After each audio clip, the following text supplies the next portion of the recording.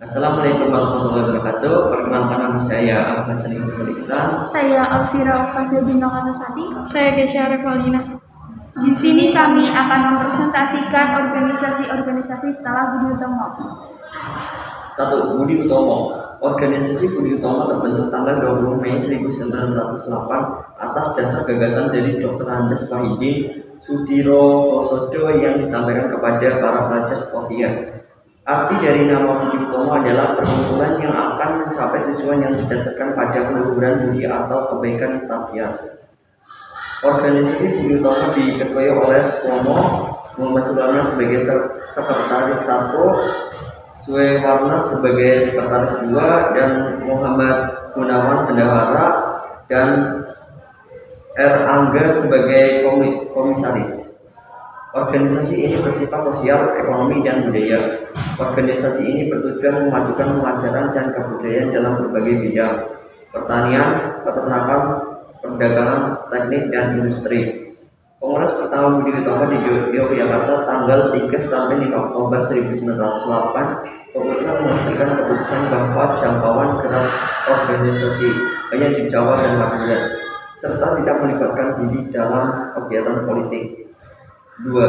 Sarekat Islam. Sarekat Islam sebelumnya bernama Sarekat Dagang Islam atau disingkat SDI, didirikan oleh Tirtodi Suryo tahun 1909 di Batavia dan tahun 1910 di Bogor. Latar belakang dibentuk organisasi ini adalah pendirian Tirtodi Adi Suryo melibatkan kemampuan pedagang pribumi untuk bersaing dengan pedagang Tionghoa dan India. Hal tersebut membuatnya mengutarakan kepada Haji Saman Budi dan didirikanlah Sarekat Dagang Islam di Solo. Kongres pertama SDI di Solo tahun 1912 menghasilkan keputusan untuk mengubah nama menjadi Sarekat Islam atau disingkat SI dengan tujuan memperluas ruang gerak organisasi. Selanjutnya, Kongres pertama di Surabaya tahun 1913 menghasilkan keputusan mengangkat U.S. Cokrominarto sebagai ketua. Kongres kedua di Jakarta tanggal 17 sampai 24 Juni 1916 menghasilkan kesepakatan untuk melangsungkan niat politiknya merebut kemerdekaan dengan membentuk pemerintah sendiri. Kongres ketiga di Surabaya tanggal 29 September sampai 6 Oktober 1918 dengan kesepakatan menolak segala bentuk kebijakan yang berpihak pada kaum kapitalis. Kongres keempat di Surabaya tanggal 26 Oktober sampai 2 November 1919 dengan kesepakatan bahwa fokus organisasi harus lebih mengarah pada pergerakan perlawanan. 3. Indonesia Sosial Demokratis Balingi (ISDP). Smithboy bersama rekan-rekan Partai Buruh Sosial Demokrat Belanda di Surabaya mendirikan ISDP pada 9 Mei 1914. Organisasi ini menganut paham Marxisme yang kemudian berganti nama menjadi Partai Komunis Hindia pada 23 Mei 1925. Organisasi pergerakan nasional ini kemudian berubah menjadi Partai Komunis Indonesia (PKI) pada Desember 1920. PKI diketuai oleh Semaun Darsono sebagai wakil, Bagresma sebagai sekretaris, juga tokoh seperti Alimin, Prawirodirjo, dan Muso. Tanggal 13 November 1926, PKI melakukan pemberontakan di Jawa dan Sumatera, yang kemudian kalah oleh pemerintah kolonial Belanda.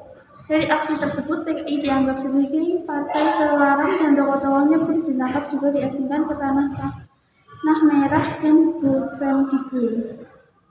4. Perhimpunan Indonesia. Organisasi pergerakan nasional yang keempat adalah Perhimpunan Indonesia atau PI. Perhimpunan Indonesia didirikan pada tahun 1908 oleh Setan Kasajangan Soripada dan R.M. Noto Suroto. Perjuangan PI sendiri sudah dimulai secara aktif sejak 1923 untuk mempelopori perjuangan kemerdekaan rakyat Indonesia. Tokoh yang termasuk dalam anggota PI sendiri antara lain Muhammad Hatta, Cipto Mangunkusumo, dan Suwardi Suryaningrat. Sebagai organisasi mandiri, PI berjuang dengan kekuatan sendiri dengan menerbitkan majalah dengan nama Indonesia Merdeka. 5. Indisi Partij. Indisi Partij didirikan pada tanggal 25 Desember 1912 di Bandung oleh 3 serangkai, yaitu Dwes Dekker, Dr. Cipto Mangkukusumo, dan Ki Hajar Dewantara. Tujuan adalah meningkatkan jiwa nasionalisme untuk memajukan tanah air berlandasan jiwa nasional dan mempersiapkan kehidupan rakyat yang bebas merdeka. Untuk mencapai tujuan Indisi Partij, beberapa upaya yang dilakukan itu menyerapkan cita-cita nasional Hindia Indonesia, memperbesar pengaruh pro-Hindia di pemerintahan dan lainnya. Indisi Partij pun terbuka mengkritik ketidakadilan Belanda dan menuntut kemerdekaan Indonesia karena dianggap organisasi politik yang mengganggu ketertiban umum. Akhirnya Indisi Partij dinyatakan sebagai partai terlarang sejak tanggal 4 Maret 1913. Terima kasih, sekian dari kami. Wassalamualaikum warahmatullahi wabarakatuh.